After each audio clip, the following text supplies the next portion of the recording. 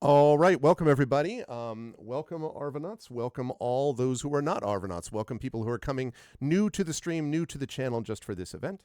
And just a quick check. I saw that Nonstop was in here. Are folks able to hear me okay? My volume okay? I hope, he said, with some trepidation. Okay, good. Hi, Gun Eden.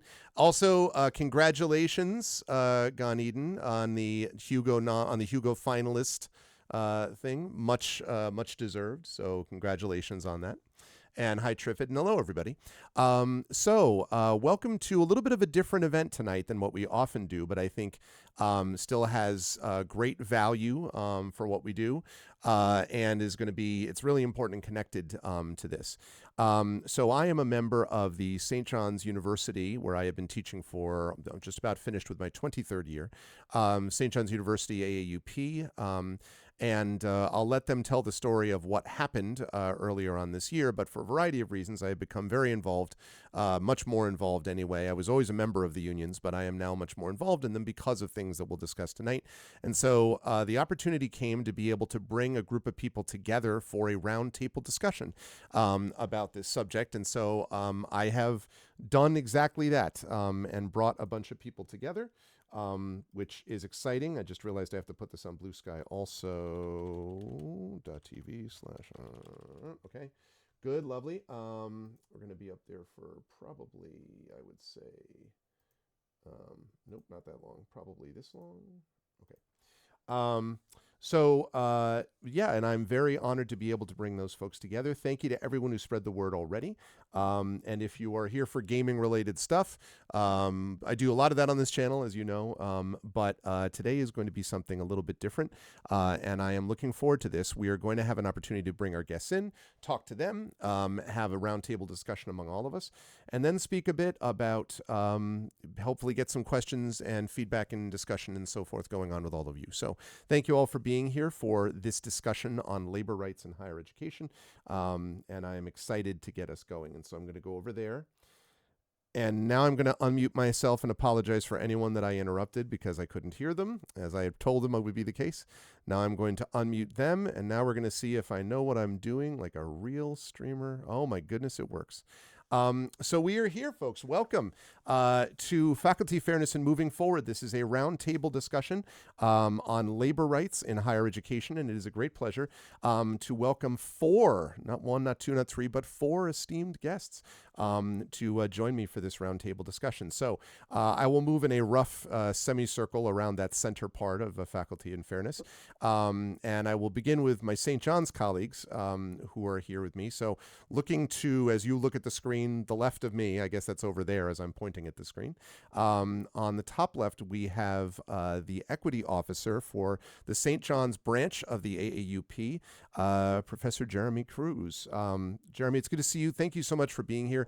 And I guess just quickly, we'll have a chance to talk a lot about these things, but just very briefly, I wondered if you could just talk a little bit about involvement in unions, because I know this is also your research area in part, but maybe just talk briefly about you getting involved in the St. John's Union and how you sort of became more and more engaged in that before I introduce Sophie and the others. Thank you, Craig, and thank you for hosting the roundtable. It's good to be here. I became a board member for our chapter, I don't know, maybe 4 or 5 years ago now. But I've been involved with faculty organizing since I arrived in 2014, and initially was involved mostly with a group of faculty of color, mostly pre-tenure, who were advocating around some equity and inclusion issues at the university, and actually found the union leadership to be kind of well, frankly, disinterested. And so, this growing group of faculty was reaching out and lobbying union leadership as well as administration of the university. And, over time, there were some, within the AAUP chapter, there was some encouragements to pull up a chair and lobby from inside rather than from outside of the board. Mm-hmm. And that's turned into a lot of work. I was going to say, you're like, that sounds good, and then maybe not so much. The the interesting times curse continues. But it is a pleasure, though, to have you with us, Jeremy, and we will speak more about that as we go along. The second person from St. John's, sitting to my left as you look on the screen, right over there, yes, I point in the right direction, is Professor Sophie Bell, who is part of the Core Studies Department at St. John's, but is also the acting president of the St. John's University branch of the AAUP. So, Sophie, welcome. And yeah, same question for you. I guess things as the kids say, that escalated quickly over the last 6 months, but obviously you've been involved for some time before that. So could you talk a little bit about how you got involved specifically on the union side of things at St. John's? Well, yeah, Jeremy made me do it. That's why. Okay. He's really good at bringing people in. That's the short version. The longer version is that I have been at St. John's for almost 20 years and been looking for places to help the institution deliver on the transformational potential of being an institution of higher ed. Many different kinds of places. And I've also been a fan of other faculty unions for a long time. I live with someone who's a very active member of the PSC-CUNY that we're going to hear about. But I didn't see myself in the union work on our campus. There weren't a lot of women in that work, although there were a couple, until it was brought to my attention that I could be. And then, I started small and it kind of snowballed, but it's a very good place to grow and like face your fears and build relationships and really look at the leaders of your institution and say, like, what are we here for? Yeah. Do you want to be a educational institution, or do you want to be some sort of, really poor corporation? Yeah. Yeah, that's good stuff, and we're going to talk quite a bit about that that very discussion, which I think was where a lot of us are having on our campuses.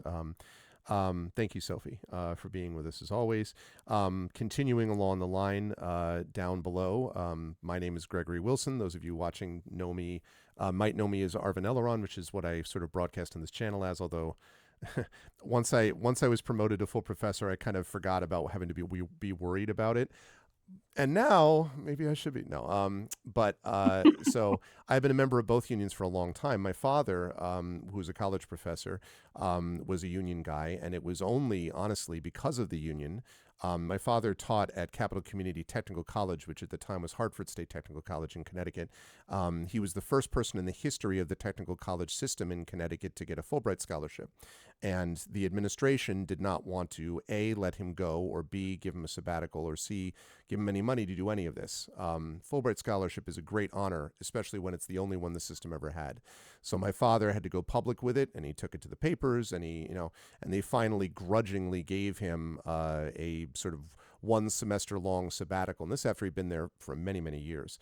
That stuck with me. And one of the things that he had always talked about was the fact that the union had been backing him up during that fight. And there was my father had a very clear sense, I think, of fairness, and that some of that came through to me.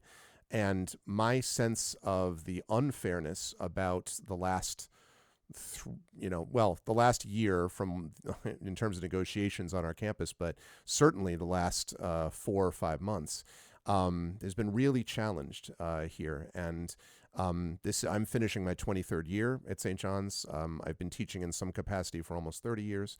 And this is wrong for our students. It's wrong for faculty. It's wrong for my colleagues. It's not the way things should be. And so I've been a union member for a long time, but I started getting more invested in it when these things happened. So I am not in leadership. I am honored to be alongside people who are in leadership. But this is one of the ways I hope I can help. So moving right along, the gentleman to my left that you see there is familiar to some folks on this channel as Carlos Hernandez, who is not only an author of great renown and also a game designer of great renown and a role player of great renown, but is also a full professor at BMCC and is associated with CUNY.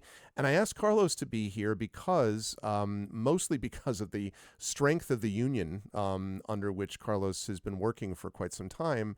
And I wanted the perspective of someone who wasn't just, I'm in the midst of union organizing right now, and here's what I think, right? I wanted someone who could talk a little bit about the experience of belonging to a union, but not being right in the middle of it, to sort of talk about what that feeling is like, especially at a place that has had a profound effect on other unions in the New York metropolitan area and stuff like that. So that's why I wanted to bring Carlos in. So Carlos, thank you. And yeah, I guess my question for you would be, as I say, not part of union leadership, but I'm curious about, like, I guess I would say what your experience has been with in terms of seeing what the union does or doesn't do. And if you have thoughts about, as a longtime faculty member at different places, what the sort of difference might be between a union that works and a union that doesn't, from the perspective of one who's not in leadership per se, but is underneath it. So. Yeah. First of all, thank you for having me. I'm so happy to meet all of you and to be part of a conversation that advocates for people being able to say what they want. You know, like when they need things, they can actually ask for them, as opposed to being crushed or destroyed or erased or disappeared. Yeah. I mean, you know, unions are such a practical, simple thing. The fact that we are in 2026, you know, begging to have a union is ridiculous beyond belief. And so, you know, I'm here partially just, you know, through the outrage of having heard what is happening at St. John and just knowing it just cannot stand. You know, this is the sort of thing that cannot stand. I am part of CUNY. I have appointments at actually two schools, at BMCC and the Graduate Center. And So first of all, you had mentioned, Greg, so my primary appointment is at BMCC. It's a community college, and I get a sabbatical every 7 years. I'm going on sabbatical in the fall. I get to write books. A community college professor who gets to write books and go on sabbatical, you know, is a pretty uncommon thing in academia, and your father being testament to all of the begrudging ways in which that, you know, administrations don't want that to happen. Yeah. But, you know, we have a union that basically have guaranteed that all 24 schools in the BMCC system have professors who are afforded this privilege. And it's the sort of thing that just wouldn't happen. It would so be erased. You know, there are plenty of issues with CUNY and, you know, with the austerity budget that we've been living in now for decades. And, you know, all sorts of ways in which, you know, just the amount of funding that we get is problematic. But in terms of the union, like here's a great example. So in, I think it was the 70s, there was a retrenchment that happened when CUNY was basically bankrupt because the city was bankrupt. And at that time, or just like a little later, I think, forgive me not being exact on the dates, but there was that retrenchment, and they were like, okay, faculty, to make up for it, everybody has to teach 3 more hours. You all have to take on 3 more hours for that. And the faculty did agree to it. This is the sort of thing that never goes away, right? Once you surrender 3 hours, your course load goes up forever. Or you'd think so, except for the union pushing back against that. So during my time, I started at BMCC, I had a 4-5 load. I was teaching 12 hours and 15 hours. And that went down. I am now teaching 12 because the union fought and made it so that we got those 3 hours back.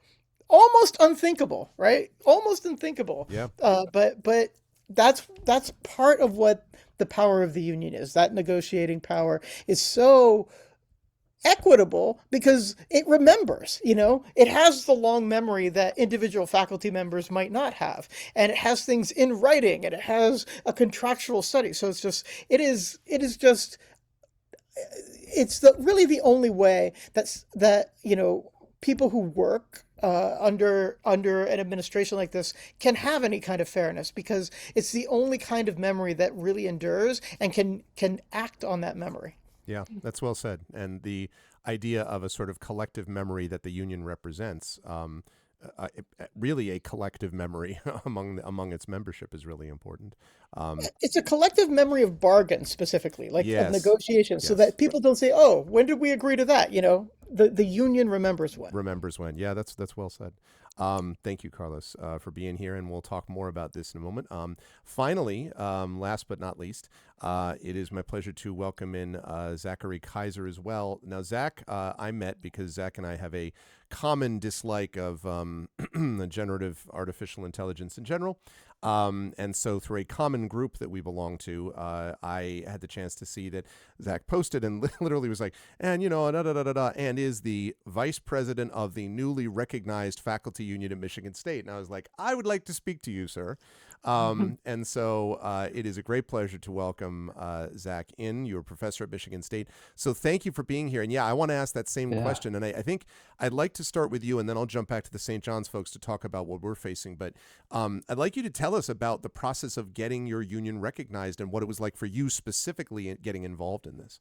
Okay, wow. Thanks, Greg. I mean, I'm so excited.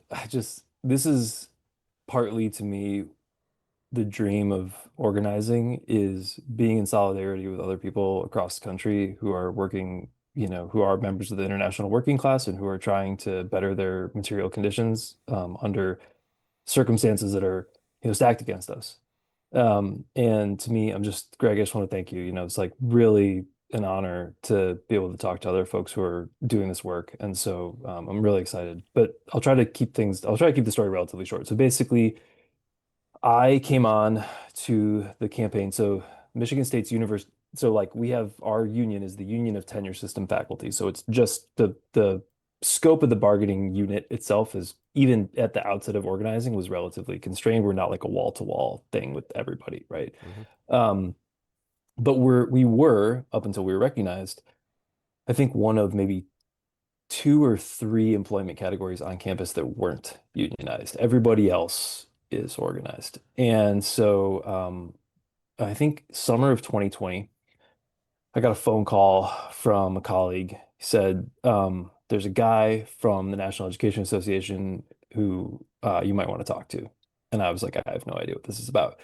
So get on the phone with him, and we had a great conversation about organizing and whatever. And I didn't know anything about unions. I was like totally clueless.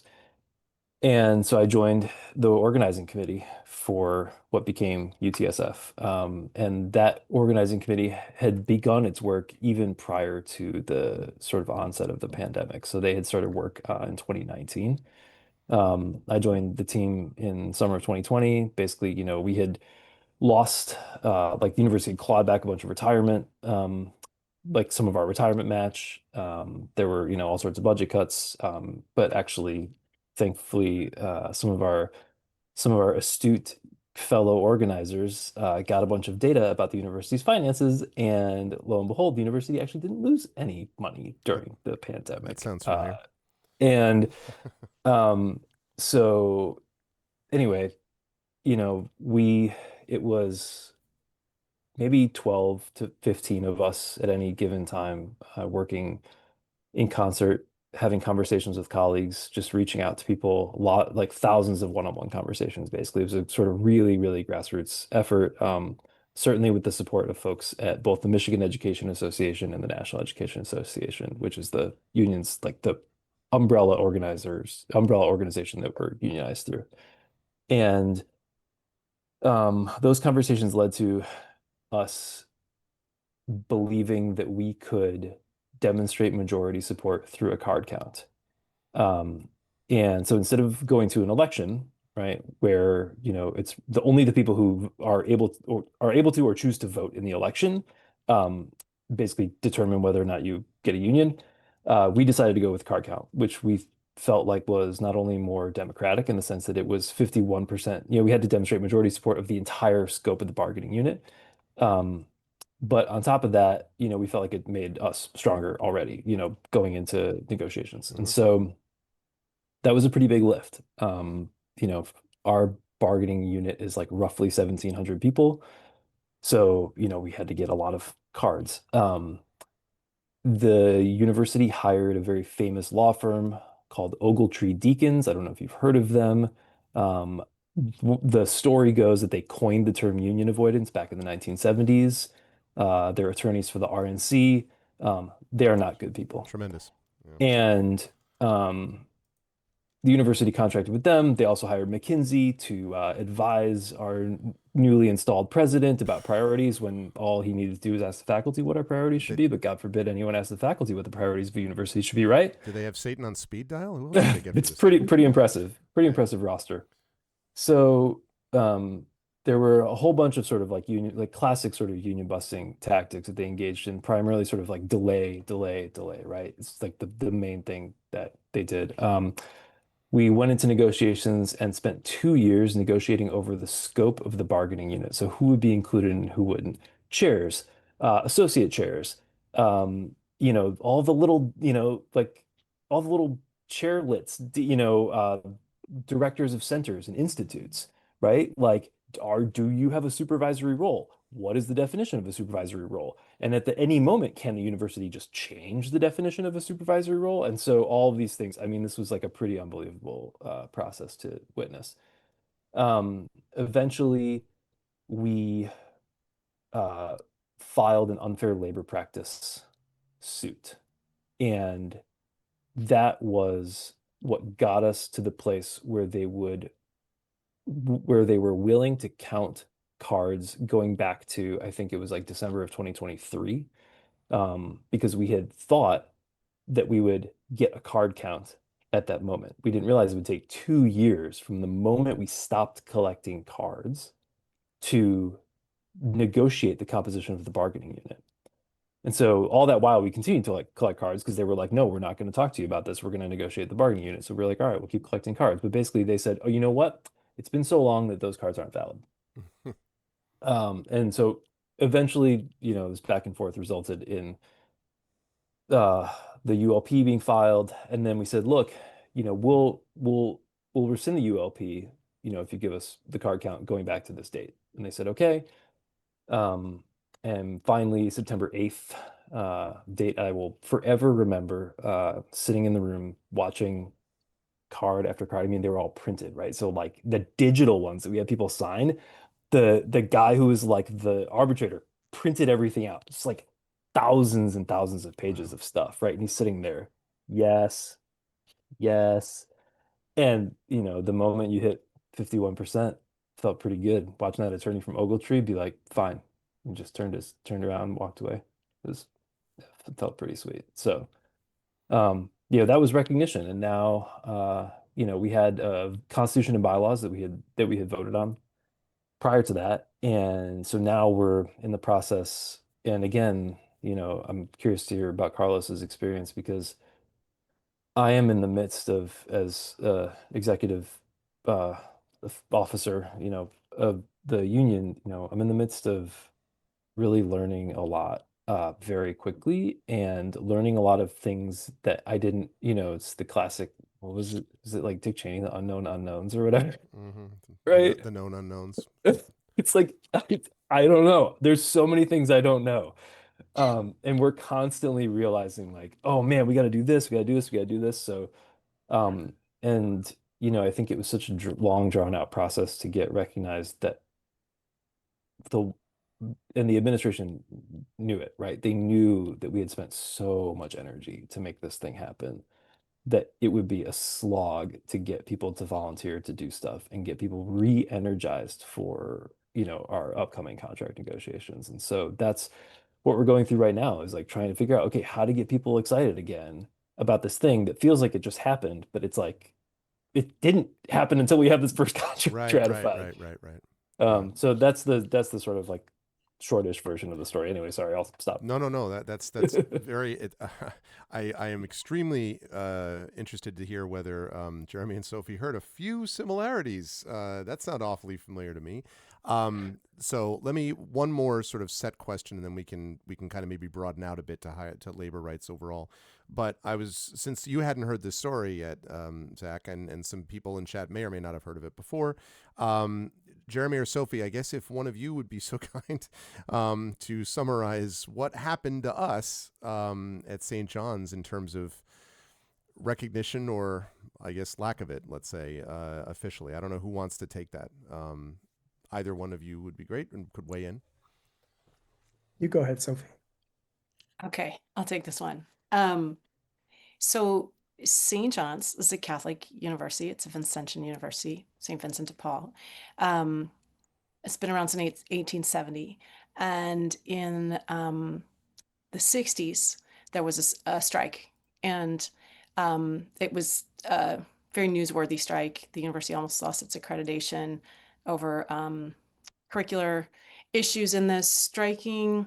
The strike was in defense of some faculty who were never rehired. But to settle the strike and recognize the unions, we ended up with two local chapters. So we have our AAUP chapter, which is affiliated with National AAP, and we also have a union called the Faculty Association. So we've been bargaining contracts since that CBA was signed in 1970. It's a big part of the institutional culture of St. John's is that we have two unions. And I joined the bargaining for the contract before the one we were bargaining this past year. And it felt, it wasn't fun, it wasn't easy, but it felt like bargaining. And we actually, in that contract, we were particularly proud, that was like 22 to 25, of significant raises we got for adjunct faculty for the first time. That was really huge. CUNY is the sort of the aspirational norm setting adjunct wage in New York City, and we were the lowest in the New York City region. And we were able to shame the university into trying to get off the bottom. Maybe indicative of what changed in the next round of bargaining is that the defense of our position was, well, we're the third lowest in New York City, so what's the problem? They were like, that worked really great for them. We also filed an unfair labor practice because at the table, we were unable to convince the administration to tell us how they were calculating our healthcare premiums. And that raised a lot of red flags. We thought it was really reasonable that they should be able to share that information with us. And they were just absolutely unwilling. So after repeated requests, we filed an unfair labor practice. And then they were actually able to get out of that one. And after that, on February 19th, the whole faculty received an email from the president and the provost saying that they would no longer recognize our faculty unions as the representatives of the faculty. The CBA was no longer in effect, and they were switching to something they referred to as a faculty handbook. And there was a link to a draft of this imaginary document that was now going to govern us. It still says draft on every page. Nobody had ever heard of this before. We still have our statutes. And they were like, that's it. Oh, one of the more peculiar things about that email, besides its existence, was there was a line in there like, we still respect the right to collective bargaining, but it is a burden for us to do so. So we're not going to. So this was like a big bomb dropped, and the question, was, can someone do that? Of course they don't want to bargain. Bargaining's hard, they're management, but can they? And the answer is no. But really they shouldn't. New York is a union town. We are unionized faculty. And the way that as a Catholic school we've been able to unionize is that we were never recognized by the National Labor Relations Board, right? There's a religious exemption there. So we got our bargaining rights through the New York State Employee Relations Act. And the body that oversees us is called the PERB. A lot of states have a PERB to catch the labor rights of groups that aren't covered by the NLRB. So the PERB recognized us, and St. John's is saying that they can't. So there's a whole legal strategy. We have a good legal case, but our goal remains to just create enough pressure on the administration that they realize they've made a mistake and return to the bargaining table. We were a year into bargaining when they sent this really devastating, misguided, and harmful email. So it's been devastating. We we have collective bargaining rights that our employer is no longer recognizing. That's a horrible situation to be in.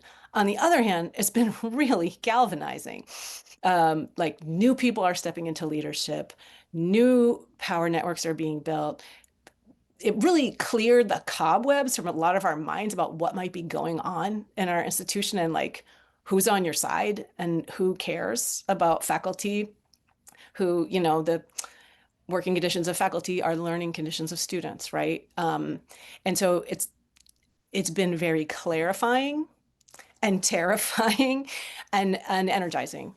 We immediately within a week, less than a week, we were rallying on campus. About 2 weeks after that, we were rallying at MSG because although our president doesn't want to pay faculty or recognize their bargaining rights, he really, really wants to have a good contract for Rick Pitino, the coach of our Division I basketball team. So he's currently the chair of the board of the Big East Conference that leads up to March Madness. And so on the day of the press conference to kick off the Big East, which he was in charge of, we had a press conference outside MSG, which was like really no end of fun.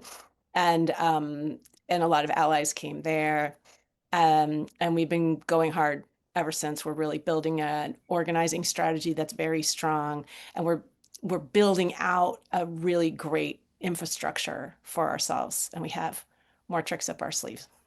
That's a good summary of it. But I want to ask Jeremy something and then come to Carlos. But before I do that, 2 notes that I want to make here. The first is that I believe the strike at St. John's was the first strike for a unionized faculty to become unionized in higher education in the United States. I'm pretty sure it was one of the first ones, if it wasn't the first one.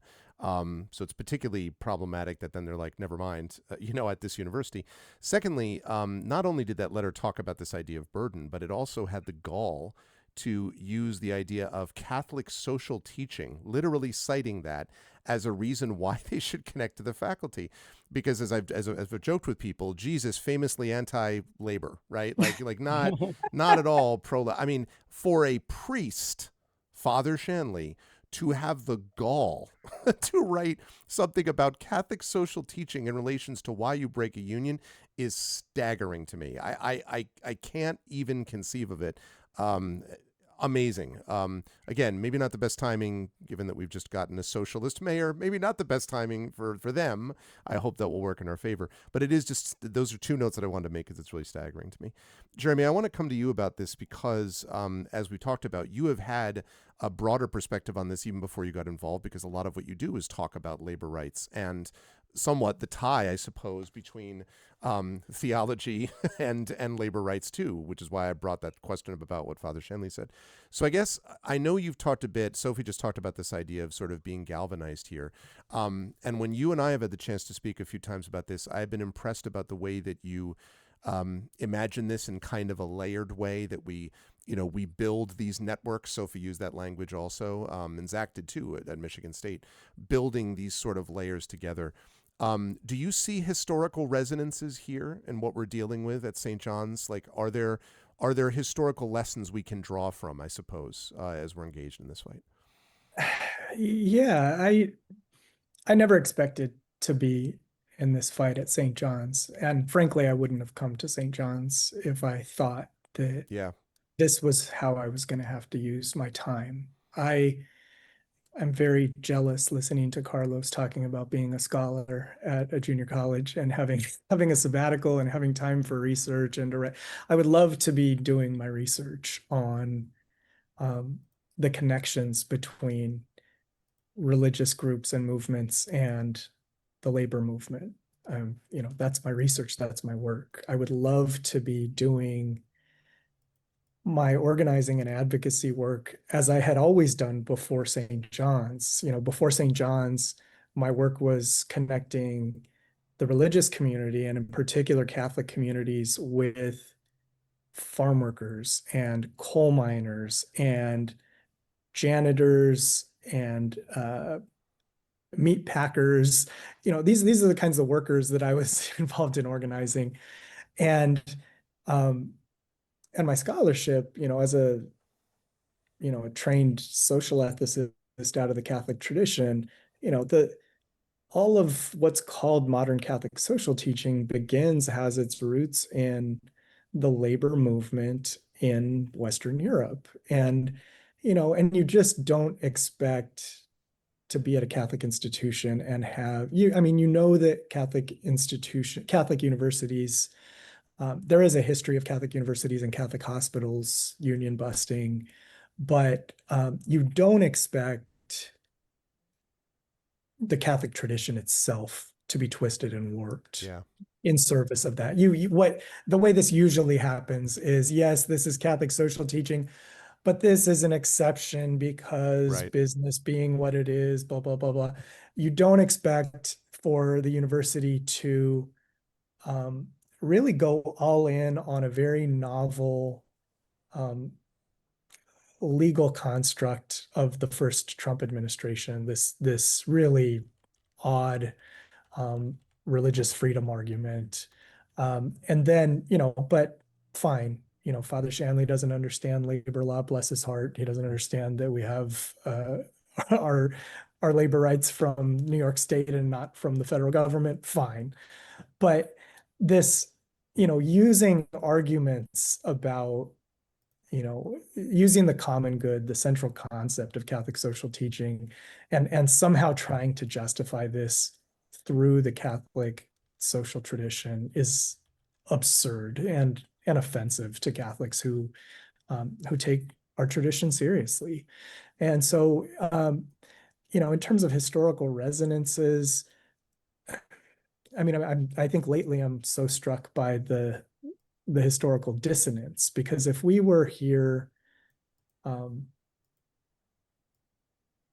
years ago, so many Catholic universities in the United States used to have labor schools. It's where the Catholic working class learned their labor rights. And so many Catholic immigrants and children of immigrants coming primarily out of Western Europe, they moved their way into the middle class through Catholic institutions that taught them how to organize, labor priests and people who really taught them this tradition. And what's happened over time is that, these institutions, and it's part of a larger, shift nationally, and, they've all adopted this neoliberal capitalist model. And so now everyone has a business school, but doesn't have the labor school anymore. And so I think that reflects the logic of that shift. But even still, so many of my colleagues, for example, in the business school are strong union supporters. And it is the case, interestingly enough, that at Catholic institutions, someone did a study on this not too long ago, you actually have more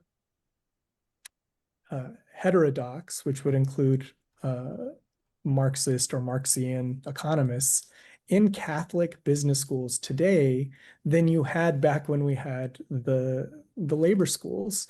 But it's this kind of inside outside thing going on where the administration wants these business schools, but the tradition has only evolved and gotten deeper in its commitments over the last 150 years to organized labor into labor movements, to the point that Catholic social teaching doesn't just affirm people's rights to unions.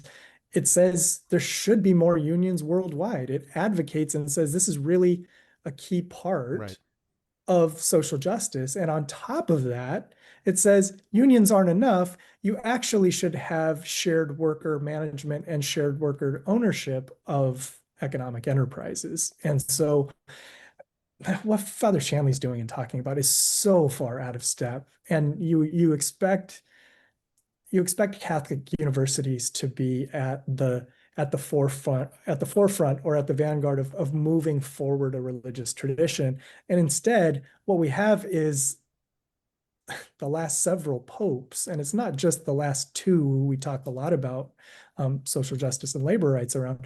It's many of the recent popes seem to be actually dragging St. John's along, who doesn't want to take seriously the social tradition and what it has to say about organized labor. Yep, which is something, which is Fascinating. There seems to be quite a few people doubting the authority of the Pope these days on Catholic social teaching. Carlos, let me come to you, and then I want to come to Zachary about, now that you've had a chance, Zach, to hear what's going on, more about that. But Carlos, I want to ask you, because Carlos is an extraordinarily passionate teacher, which I've known about for a long time, is very, very much cares about his students. And so I want to ask you a little bit about the link between, you talked about the ability to get a sabbatical, to be able to do some research and some work, to be able to, design a game which directly ties into other work that you do in your teaching and so forth.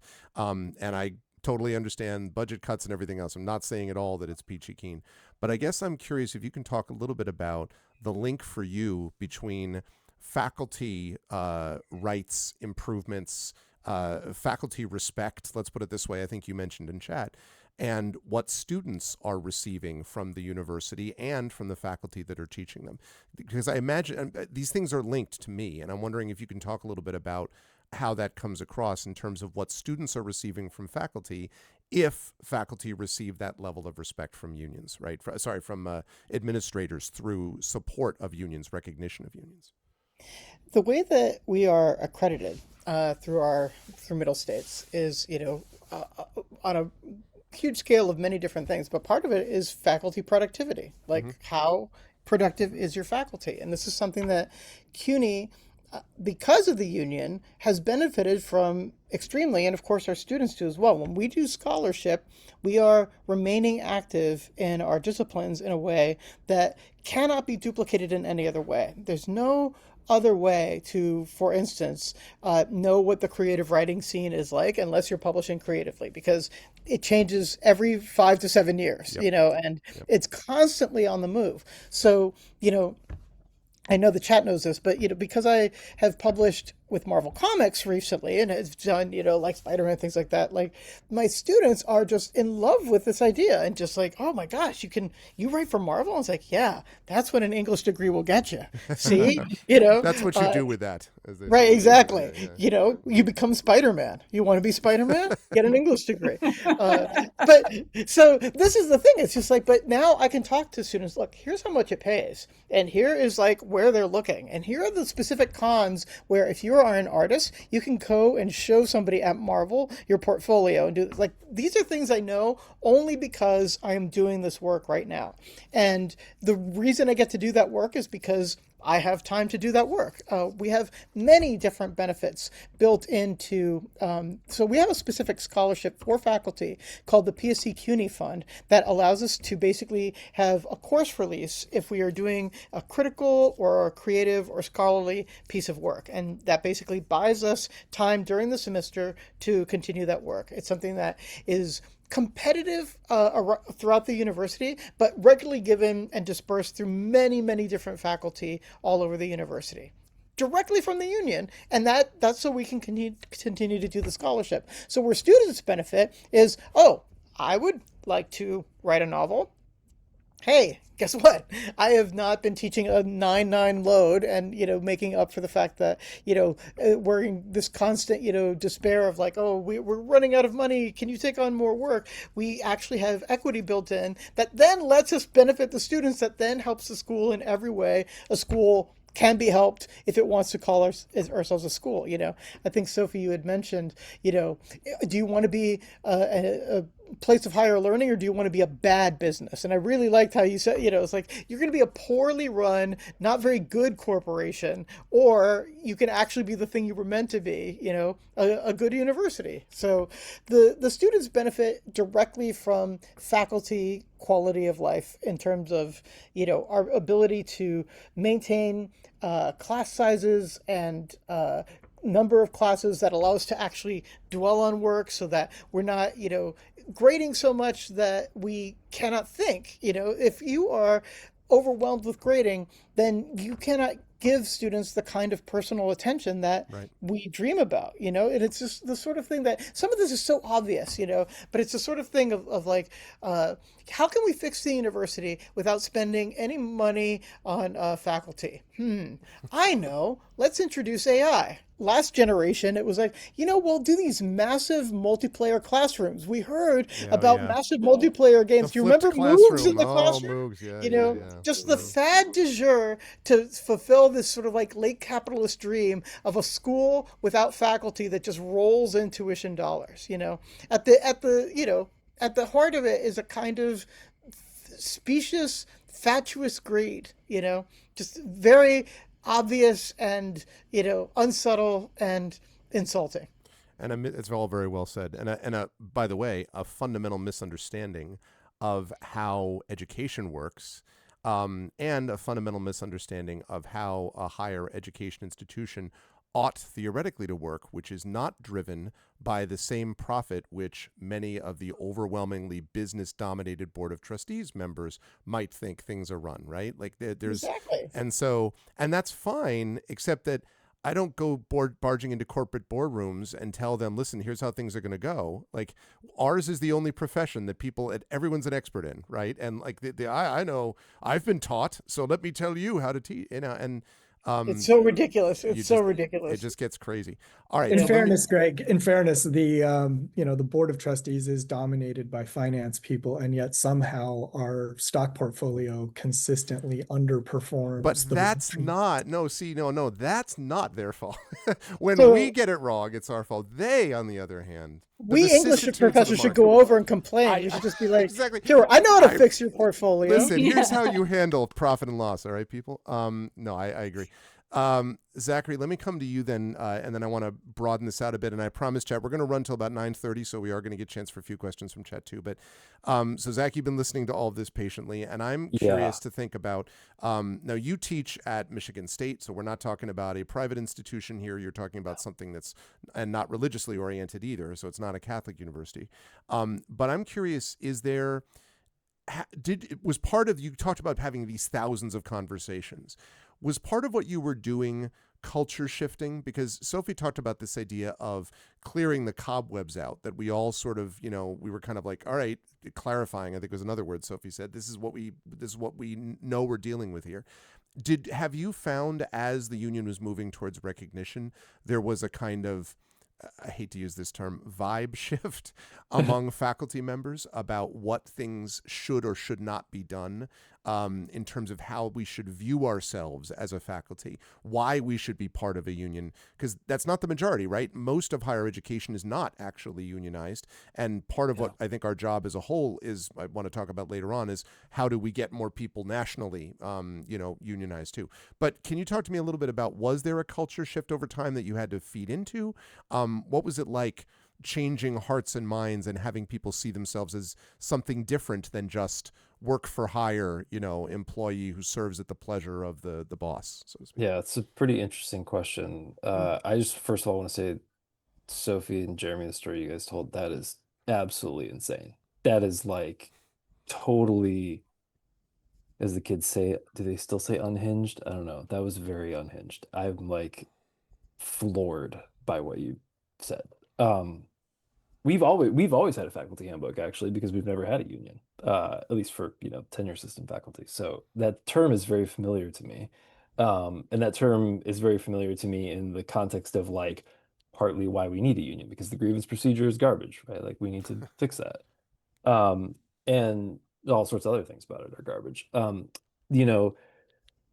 MSU is known, MSU. So like in terms of the we are thinking about, as we were doing this, as we were working towards recognition and as we were beginning the effort, we were looking to other R1s. MSU is I don't know, it's like this, all the university braggy terms, we're an R1 AAU member, blah, blah, blah, blah, blah, right? We spend X amount of, government dollars that we don't have anymore, on research and all that stuff. And so, in terms of peer institutions that have unions, there's very few, particularly in our sort of like competitive orbit. If you think about like Big Ten plus a handful of other schools. Right. You've got Rutgers. Rutgers has an extremely strong union. Shout out Rutgers. I think Pitt, right? Pitt organized while we were organizing. It took them a long time to get to their first contract as well. Indiana? Oregon, Is Indiana? they are not. They're not. Okay. No, Oregon's got a union. Kansas actually just ratified their first contract recently. That's great. So again, there's not that many. There's a handful of other ones, but there's not that many in terms of like our ones. And so one of the questions that constantly comes up, and still now, right? If you think about like we represent because we're not a closed shop, right? We can't make people, when you get hired, you're not like, required to pay dues to the union, right? So we're still seeking membership, right? It's like really important to make sure that any amount of membership less than 100% is not good enough for us. But we had a lot of conversations, and we still have conversations with people about like, well, why do we need a union? We have tenure, we have the protections of tenure. It's like, dude, we're a Republican governor away from losing that protection. I'm sorry. Look at Georgia, look at Florida, you name it, right? You look at Utah, all the legislation that's being written everywhere, Arizona, like, I mean, that's like a laughable response these days. But again, in conversations with colleagues, and this is one thing that like I have had to so I don't know if you can tell, I'm Italian and my parents are both attorneys. And so, or were they retired? But I tend to find things to be like very, very adversarial. And, in conversations with colleagues, like, you don't want to be like that. In organizing conversations, it's really important to be like, yes, I see where you're coming from, and I know we have the protection of tenure right now. Let me ask you how you're feeling about the privileges that offers you. Like, tell me about your workload. Tell me about, your lab or whatever it is. But it is very interesting to hear the kinds of pushback that we've gotten. People have asked, well, would a union institute a salary ceiling? Right? Of course not. Union's not going to institute a salary ceiling. That's nuts. Like, we wouldn't be able to recruit, high caliber faculty. But also, if somebody comes and like doesn't, I don't know, the part of me is like, well, if you don't want to like be in a union and you don't think it's, like gonna be good for your career or whatever, like you're too careerist, like get out of here anyway. I don't want you in my school. Whatever, it's fine. Like that's the neoliberal mindset, just like, curdling somebody's brain, right? Anyway, so yeah, a lot of conversations about, whether it's one of the things that we're very unfortunate and fortunate to have experienced at MSU is like a long series of crises, right? So you had not only the Trump's first term happening, but then you've got the Larry Nassar scandal, you've got the COVID budget cuts, which were just like a total disaster, the clawback of retirement funds. It's like all sorts of stuff that's happened at MSU. We've gone through a whole litany of presidents and provosts in like like a handful of years.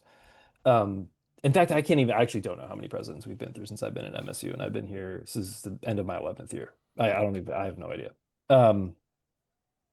Because again, like this is not a position that someone like, it's unclear the extent to which they feel they're actually a steward of the institution at this point, right? It's like an investment bank. I don't know.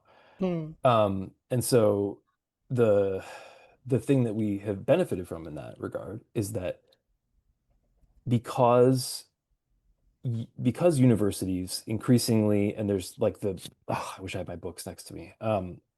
There's so much great literature about like the history of sort of the neoliberal university, whether it's, Chris Newfield's The Great Mistake, or whether it's Larry Bush, former MSU professor, Knowledge for Sale, the neoliberal takeover of higher education, Want to Be You. I mean, the list goes on and on and on. But since the onset of sort of the neoliberalization of higher education, shared governance, quote unquote, has become effectively a sham, right? It's sort of like a really good way, you put people on committees so that they like don't pay attention to the things that are happening in the boardroom, right? And so one of the things that we've been able to say is like, look, what faculty senate resolution has ever been listened to by the president and the provost?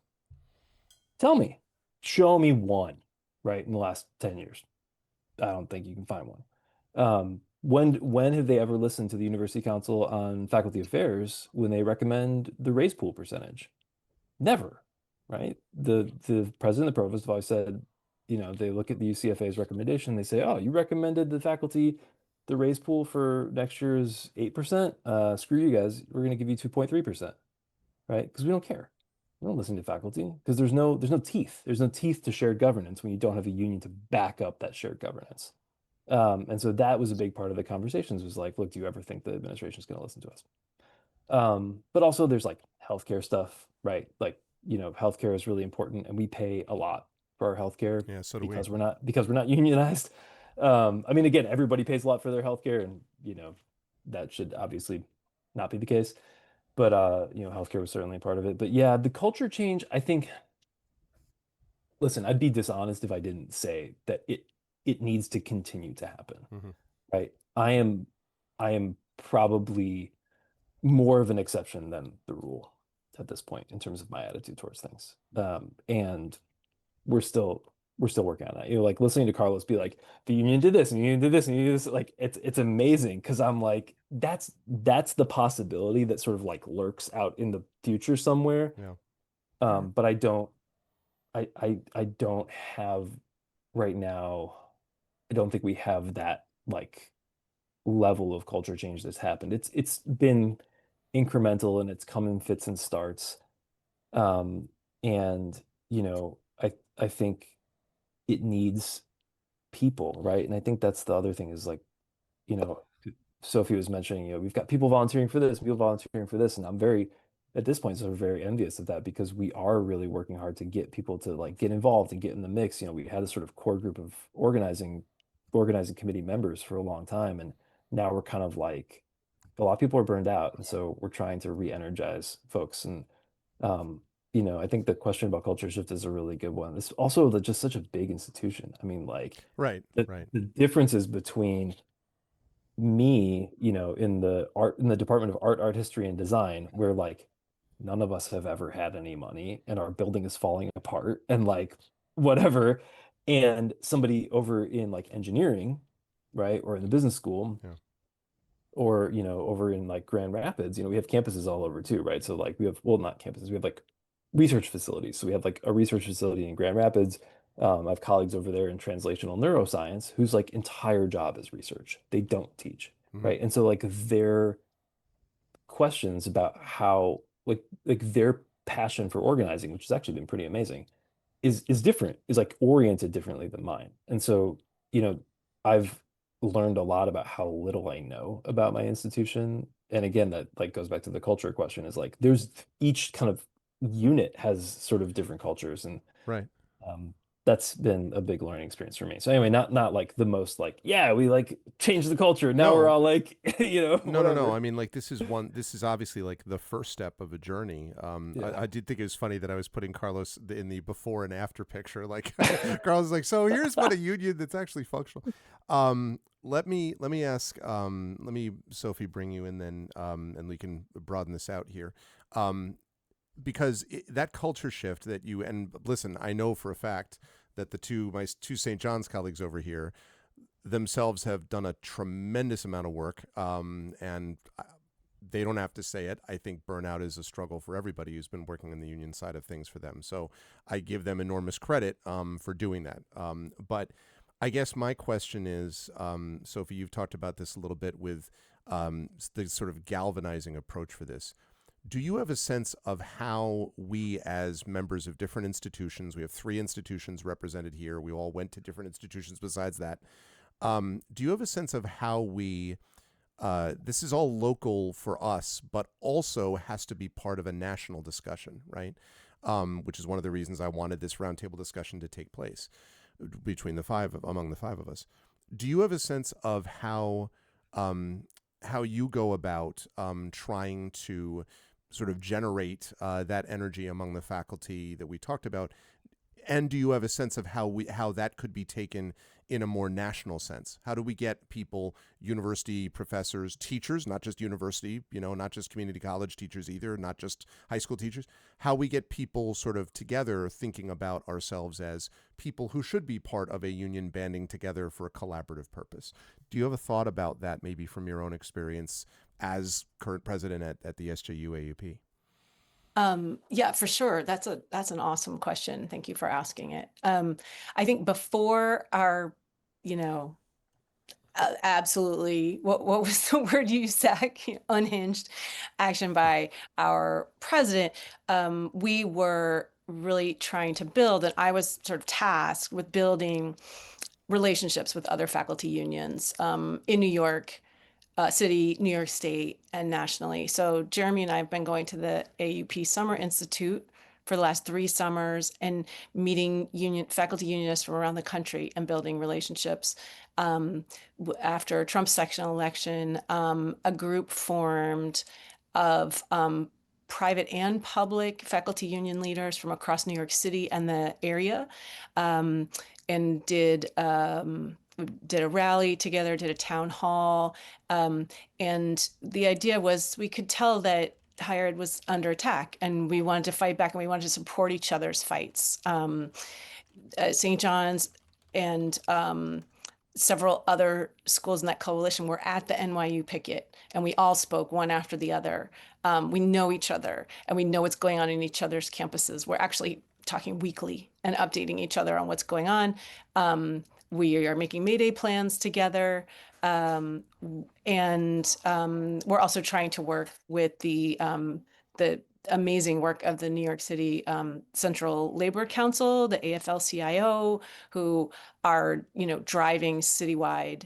I think they have 300 labor unions represented on their delegate assembly, and we've started going to their delegate assembly and telling our story. And it's really fun to listen to their president, Brendan Griffin, hear about what's like. He gets really mad, and as he should.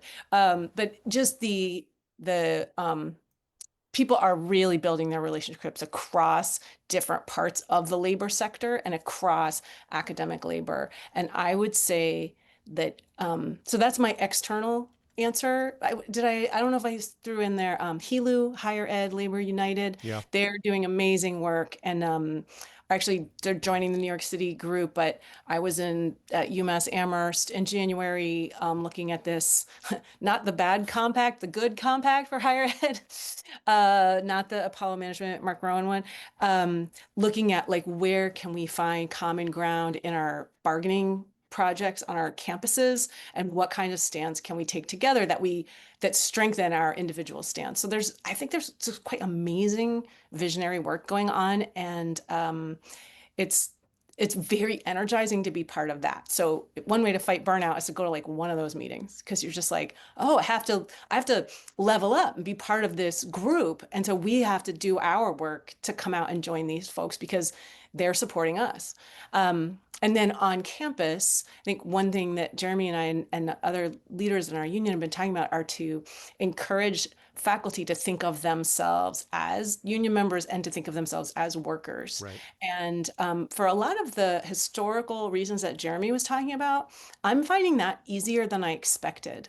People are like, yeah, this is work, especially because our work is being attacked in every possible way, like teaching load, research resources, autonomy, academic freedom, AI. Like, I mean, it's an assault. Everyone feels it. It's coming from every angle. It's coming from inside the house. It's coming from the federal government. So people are aware that their workers' rights are being impinged in a way that maybe 10 years ago they would be like, no, this is very special. I'm just so lucky to be here. I was always really good in school, and here I still am. You don't hear a lot of that anymore, you know? So the bad boss is a good organizer. Bad president is a good organizer. Yeah, you totally read my mind on that. I mean, I was just thinking that over the last few weeks, our membership in the AAUP has increased by like 400%.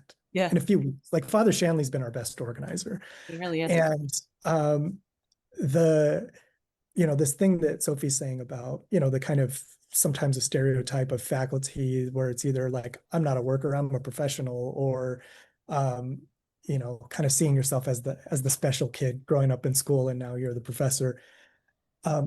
There are so many factors playing into the deprofessionalization of the professoriate that had all this, prestige around it or whatever, that, even our hardest to organize colleagues, or people we assume are going to be our hardest to organize colleagues, they're on board. I mean, I've had some incredible conversations with colleagues in the hallways who we don't see eye to eye seemingly on anything, and they are very invested in the campaign. They see what's happening, they get it. And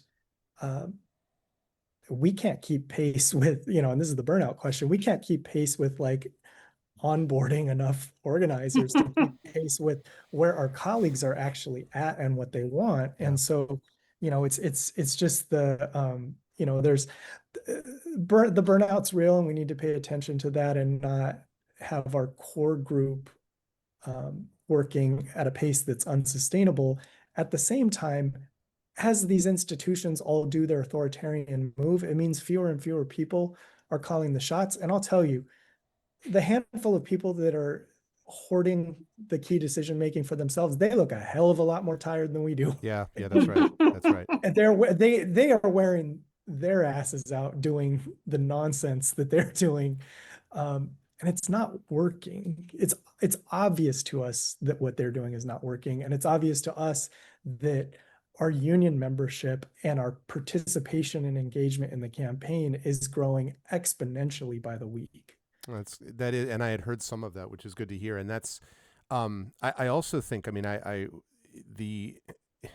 it's fascinating to me to hear this thing, which I've had this deep frustration with for many years, about the narrative of the separated university professor, which is dismissive on multiple levels. First of all, dismissive of even if it were true, because what people think about is the professoriate that are at the Ivies, right? So they immediately think, well, the following 10 schools, that's what I think of when I think of a professor, which is, I'm here to tell you, clearly not the case, okay? And the professoriate actually is teaching in, as we talked about with Carlos, is teaching in the community colleges, is teaching and in fact reaching a much larger student base than any of the Ivies handle. Please, like the idea that somehow Harvard calls the shots for, the Arizona State Community College Tech, of the world is absurd. And the community colleges, half of us are adjuncts. and absolutely. And that's the other thing which Carlos mentioned, which I wanted to bring up too, which is the other thing, of course, has been this adjunctification of the university, which is an attempt to bring as many adjuncts on board as you possibly can, give none of them governance, give none of them rights. And so all of us have friends, I imagine, who as adjuncts have had to teach 5, 6, 7 different institutions, commute between all of them, have offices at none of them, have health insurance for none of them, and then you hear about awful stories about people who literally die from lack of health care, and were working for, $12,000, $13,000, $14,000 a year or something absurd and sleeping in their car. These kinds of stories are horrific and put the lie to the idea that was always nonsense, really, that professors are a certain way. But it's important to remember that, and this is why I'm bringing this up, that this is a deliberate move to continually attack not just education, but the people who have expertise and can help be part of the guidance of young people into their own educations. I was really moved at that February rally that we did by the students who came up, and there were a decent sized group of them that kept coming by and that were like, heard about it, and then were like, I can't believe they're doing this, and were like yelling about it. Like, how could you possibly, yelling at, like, how could they possibly do this to our professors? Because we are to them what St. John's is, right? Carlos is what BMCC and CUNY is. Zachary is what Michigan State is for our students who access it that way. Do they think of themselves as, I am a Michigan State Spartan? Or do they think of themselves as I'm a student in this person's class who really matters to me? I am a student in this professor's class who changed my life because of opening up an avenue in my mind, in my world that I didn't know was there before. And that's why we do it. Like, we do it for these reasons. But the idea that then the administration can cynically say, well, like we approve, you are the ones on the ground, and you're the soldiers on the ground who are doing the hard work and everything else, until it becomes convenient to ignore, to dismiss, to throw aside, and to sort of bury under the weight of this. We can't afford to give you the shared governance that you need for your existence is offensive.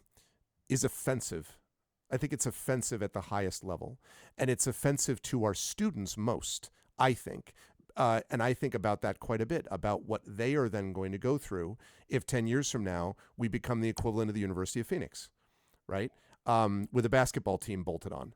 And that is something that we can't allow. So sorry, I didn't mean to get on a soapbox, but it's so frustrating to me to see that, which is why it's also, as you pointed out, all of you have pointed out in some way, energizing, to sort of see people coming together in common purpose to fight against it, because there are so many more of us than them, and we are so much more a part of our students' lives than they are. Chat, let me take a couple. If we have questions, please give us a couple. We have about 10 to 15 minutes here before we have to wrap up. The Rising Tides. First of all, the Rising Tides is also known as Brandon O'Brien, who was just named today as a finalist for the Hugo Award for one of the poems that he wrote. He's a game designer and poet. So congratulations to Brandon O'Brien. Hey, Brandon! This discussion reminds me of a part, is from Trinidad, by the way. This discussion reminds me of a part of the issue that some people on the outside often forget. All labor issues affect people outside the profession all the time, but in this instance, we're talking about the people responsible for ensuring citizens learn and know things. That's truly frightening. Yeah, because that is the root of it, right? Which is, how do we get an educated populace that can say, wait a minute? And it's a lot easier to control a populace that is not trained to think, wait a minute, which is what we do sort of on a regular basis. That's true. And that's the bridge to please. your concern, both of your, you and Zach's concern. Was it you and Zach or you and Carlos about AI? That at St. John's in particular, it's very clear that part of this move to get the unions out of the way is to have this low cost, online, degraded education that's much more reliant on AI. And that the studies are showing us rot people's brains. And so this Literally. kind of, anti-pedagogical. right. This kind of, this idea of education that's for citizenship or for social participation and for creating the kinds of people who have a humanistic orientation, it's actually not at all what they see as the purpose of education. It's what, it's antithetical to what we're talking about, the underlying question of what is education even for and what is a university for. They're not making moves that align with our understanding of even what a university education, what its purpose is. That's right. And I had, I was lucky enough to have Ed Zitron on campus a couple of months ago, who gave a talk talking about, and I had a back and forth conversation with him. This is a tech journalist who is one of the leading, so impressed. leading Greg, lights that's of so cool. Gen AI. He's great. And, he's talked quite a bit about, what this is based on a con, right? And it's a con that's designed to gain money, and it's a cynical con, but we've seen cynical con men before. The problem is the people who fall for the cynical con man, and education is a barrier against that, right? It is a vaccine, if you will. It's vaccinating us against this kind of nonsense that is anti-pedagogical, and it is. It's a scourge. And you're right, Jeremy, that removing the unions makes it easier, or trying to remove them. They won't succeed, but trying to remove them makes it much easier to get people in their individual silos looking at an individual machine that has no emotion or no heart because it cannot, rather than getting people together in collaboration and community. And for absolutely. An institution that is supposed to rely on a church, a group of people coming together in common purpose, to say that the ultimate end is to remove that purpose and to individualize again, is a staggering abdication of religious right, in my view, and Wow. just an abomination. So Brandon did ask a question, which is, other than obviously raising awareness and spreading the word, what can non-students and other non-stakeholders do to help? I appreciate that. I will say, Brandon, it's a great question. I will say I do think in the end they're all going to be stakeholders, though, because we are the canary in the coal mine, because they'll come for everybody else next, or simultaneously. So what can they do to what do we all think as a collective? And I'll throw whoever wants to take this. What can non-students or non-stakeholders, people who are not in the higher ed sort of environment right now, what can they do to help, do you think? I got a couple things. Sure. Well, first, I would say, we are one of the sectors that, in rising authoritarianism, you got to come for higher ed, because that's where one of the places where independent thought is formulated, and Yep. a lot of formations can develop there. But they're also coming for the media, the organized labor, more generally, the courts, right? So whatever sector you're in, fight for that. This is our local fight here. But I would also urge people not to participate in the trashing of higher ed that has been the far right's strategy. This idea of Please. a tenured radical, or the idea of indoctrination, or just everything since Reagan, when he just hates higher ed, especially public higher ed or ed. And so to not contribute to or get sucked into the real perversion of what we're trying to do with the personal and social transformation that higher ed makes possible. One of the things I'm really proud about for St. John's is the social mobility that comes with having someone in your family go to college, right? Absolutely. And so we need to proudly claim, and I think people outside of schools can proudly claim the benefit of an education. It's a good thing, and not drag it or not participate or hear differently, hear critically that dragging as what it is, which is an attempt to stifle independent thought and crush a part of our society where independent thought flourishes. That's a really good one. Anyone else, Carlos? Yeah, I just put a link in the chat for 5calls.org. I think we just need to reclaim our government. And I hope that happens sooner rather than later. But reclaiming the government means, we actually want to have education that works in this country. So, I think public education, private education, it's all under attack right now in the ways that you were describing, Sophie. And as you were describing, it is a concerted attack for very specific reasons. But I think we're in a moment right now where there is pushback possible. And I think what we can do is leverage tools that make it easier to do that. So 5calls.org is just very easy ways to call your congresspeople. So you can find who they are and just put in 5 calls. They give you sample scripts that you can use. And by putting in those calls, you are definitely swaying what our congresspeople are fighting for. We should just make the fight that general, make sure that we are electing people and that we make our voices heard to our elected officials.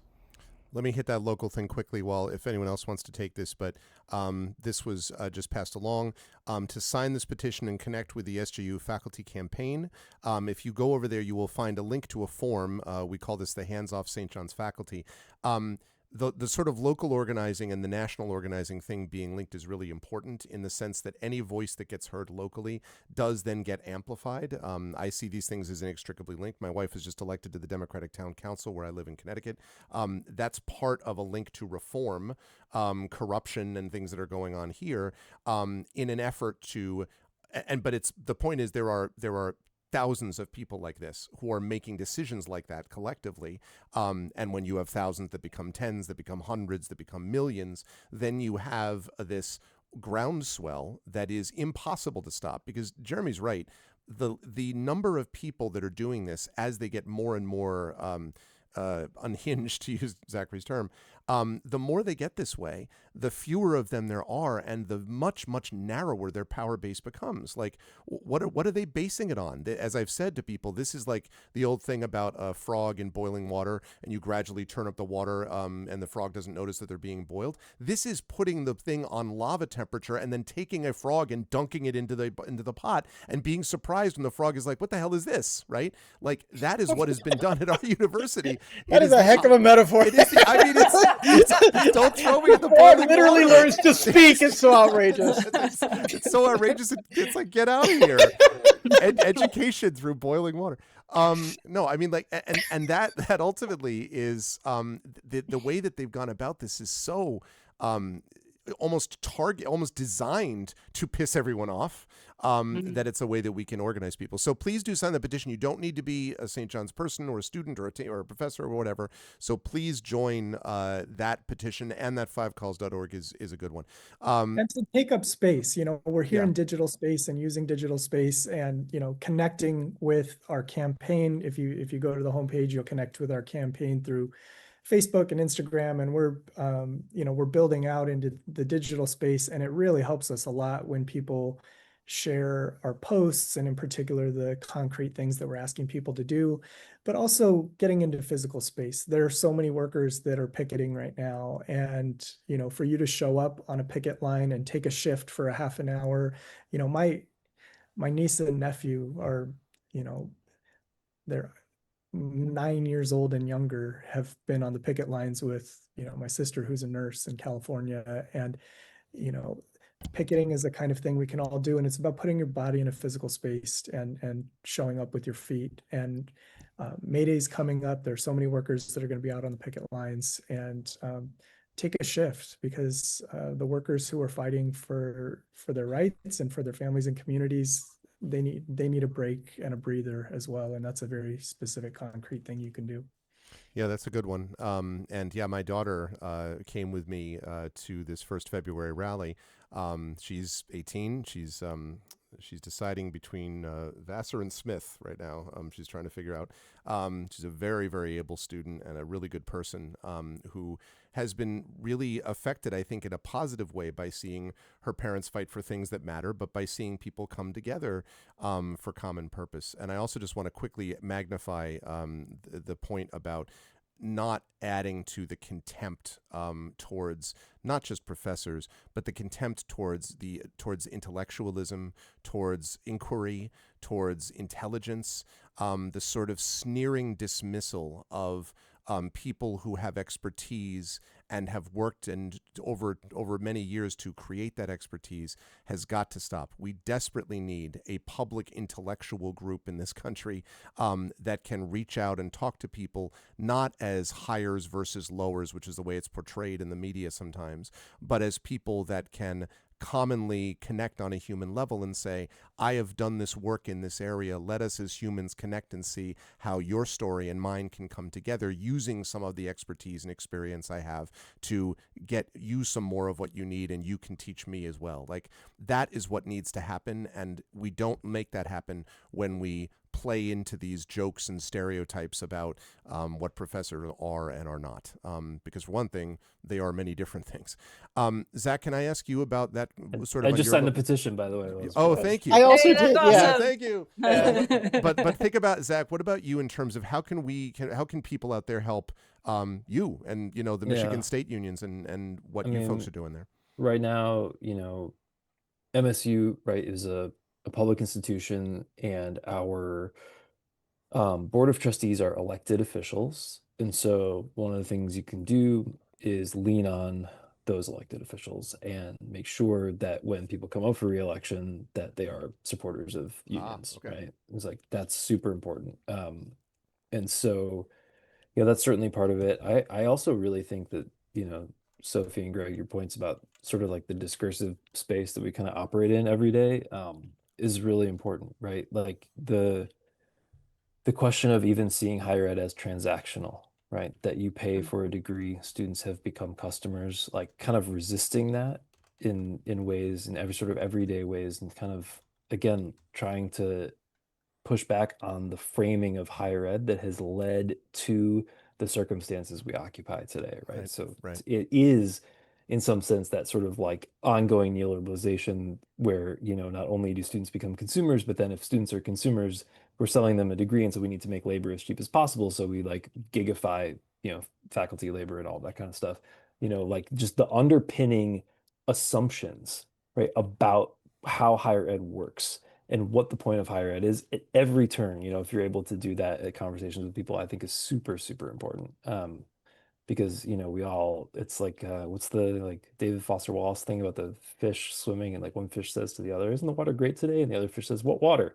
Right. And like, we live and we swim in these ideological waters. We don't realize the impact of them until, until maybe it's too late. Right. So trying to just reveal those ideological waters at every turn, I think, is really important. Yeah, that's well said. We are just about 90 minutes, which is when I said we were going to take this to.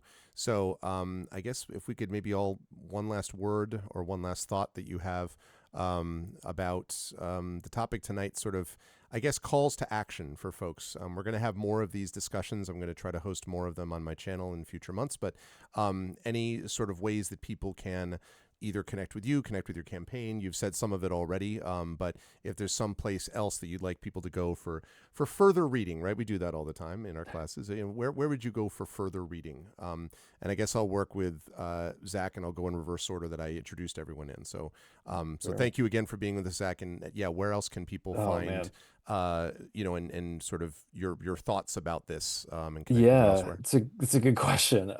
So my scholarship, I guess, has started to intersect with this, if only because like this has become kind of my life. So, I've been doing some writing about, higher education. There's a chapter of my book, my first book called Interfaces in Us, that's about dead professors and algorithmic inference and recommendation for students, and like, online software. I don't know.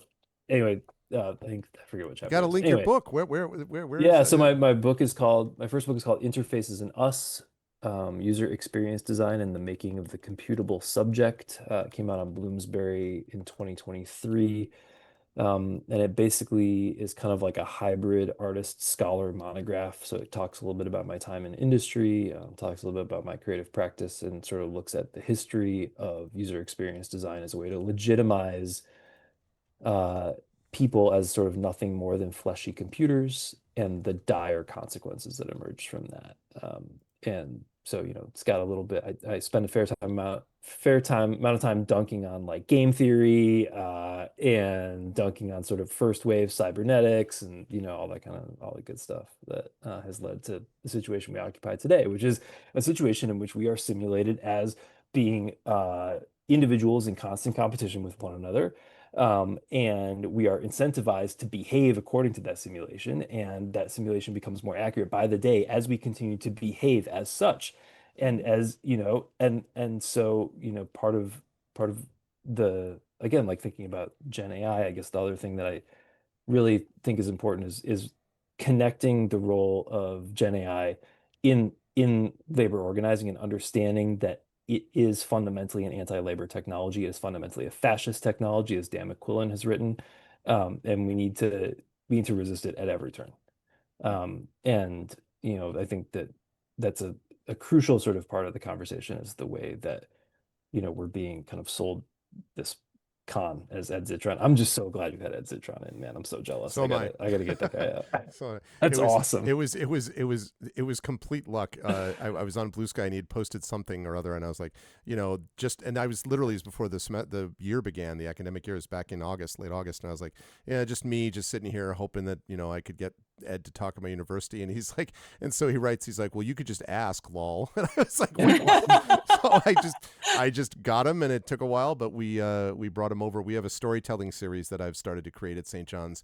It doesn't technically conform directly with that, but it was part of it. And I will say, on my college level, I teach in CCPS, the Collins College of Professional Studies at St. John's. I do give them credit for spending the money to bring them in. And I give them credit. And that's another thing that's helpful, is that a lot of administrators are not all pulling in the same direction on this. And I won't say anymore 100%. I won't say anymore so as not to get anybody else in trouble, but like, Yeah, it's a great point. There are people who are on quote unquote our side, and who are in solidarity with us. And again, like, we got to remember that. It's a super good point. I dropped my in the chat in here, I put a link to my Substack, and you can feel free to peruse that as well. I'm not nearly as prolific as Ed, I will say that. Well, he's a little beyond the norm, I would say. I also put your book in Twitch chat as well, so cool. Folks can. Bloomsbury. I did not go to Amazon, all right, chat? Yeah, that's right. I went to Bloomsbury. Yeah, go to the publisher. Yeah, they were Ed great to work Zitron with. hasn't had to teach at a non-unionized university, so he's had more time to write. Yeah, well, no, that's true actually, and yeah, I think and I don't agree with Ed about everything, but he's very much in the side of the angels on this one, I think. Yeah. But Zachary, again, thank you so Oh much man, for it's such an joining us honor. as This a was part so of this. fun. I could do this all night. Grab a couple beers and go to town. This Yeah, is yeah, awesome. yeah. No, I appreciate it very much. Carlos, so same question to you. Any sort of things you want people? I know a lot of people in chat do know you already, but for those who might be watching the video later on and so forth, like anything you sort of could point people to in terms of resources, information, places to find out more about your thinking about this, where they can see you speaking more, for example, about different things relating Sure. to this. Yeah, so what I would say is the thing that I've learned about organizing is that a little help is a lot of help. That basically getting a little bit involved means that you are contributing way more than you think you are. And being, somebody who marches and goes to rallies and stuff, maybe you feel like lost in a crowd or whatever, or you don't really see how it makes a difference. But the thing is that the difference gets made, and nobody is expecting sort of like, the one, union superhero who's going to, single-handedly change, everything, in a university. What you're expecting is that many hands together make much lighter work of a very, very difficult problem. Mhm. So just getting involved and hearing and contributing what you can when you can makes a big difference, and I think this is a thing that I think a lot of people are like, oh, I don't want to be like one of those people that like ties myself to a tree or something like that. Well, first of all, trees are great. You shouldn't tie yourself to a tree. Yeah, how dare you But tie yourself to a but tree? but also like not everybody needs to tie themselves to a tree. There are lots of ways to help, and there are lots of ways to make a contribution for something that is ultimately so obviously self-serving. You should definitely do this. I'm assuming I'm not talking to the billionaires out there, but those 12 people can go to their yachts or whatever, and to the rest of you, I would say, like, yeah, do a little bit. Do a little bit, stay informed, do what you can, and try to contribute. I also wanted to say, my colleague Stephen Breyer at CUNY wrote a book that I think deserves a lot more press, called Austerity Blues, where he sort of charts the ways in which administration after administration in New York has underfunded education. And it's basically like, it's always a crisis, it's always austerity, and everything always needs to be cut further and further because, once upon a time, CUNY was free. People could just, if they were New York City residents, they could just attend for free.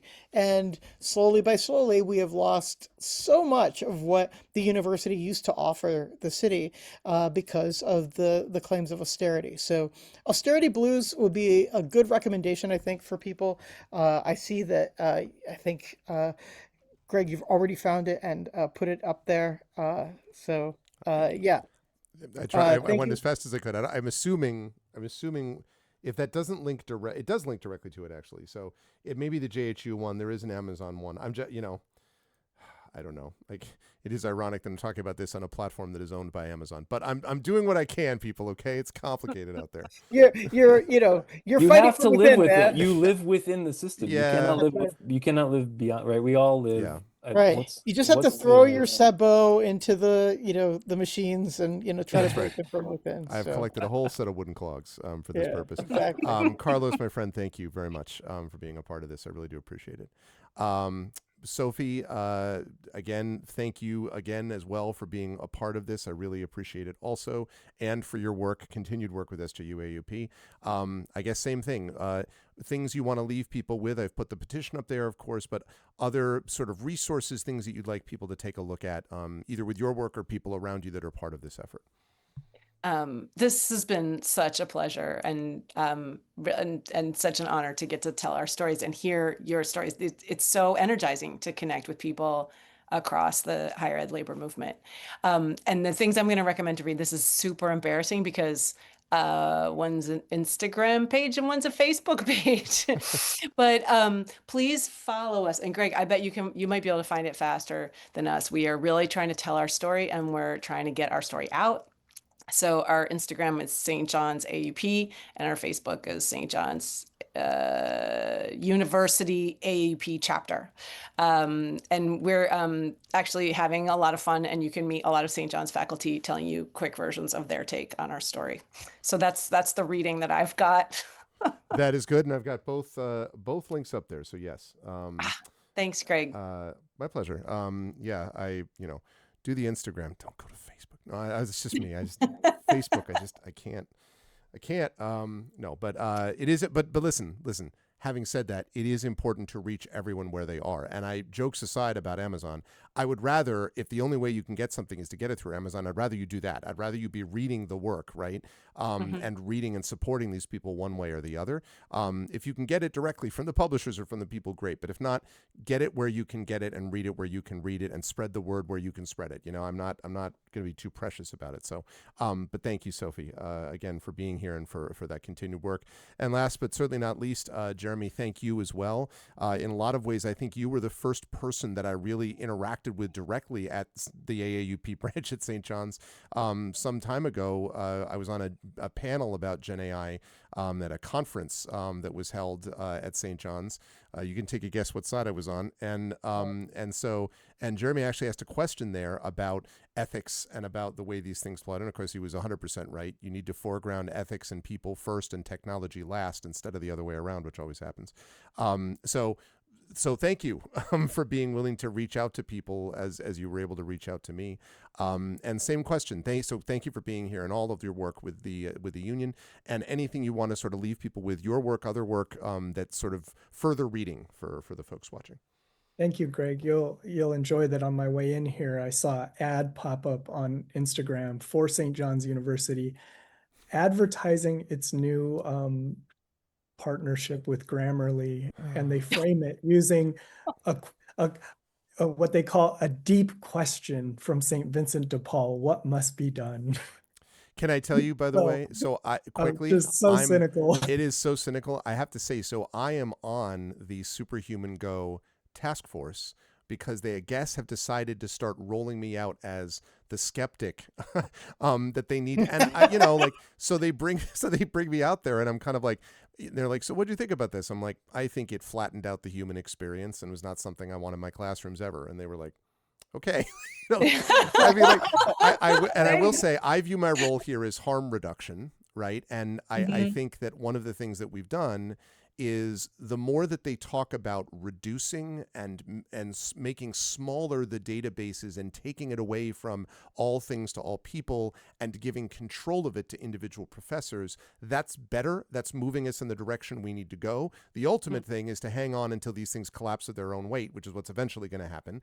But like in the meantime, I'm on that task force for that precise reason, because I think it's important to do a little bit of sabotage, Carlos. Yeah, but I mean, continue doing what you're doing. Yeah, I mean, sorry, Jeremy, you were phenomenal. You were phenomenal on that panel last year, and as someone who studies the intersections of religious humanism and labor, I'm very concerned about the ethics of AI, of its mere existence, or what we're calling AI.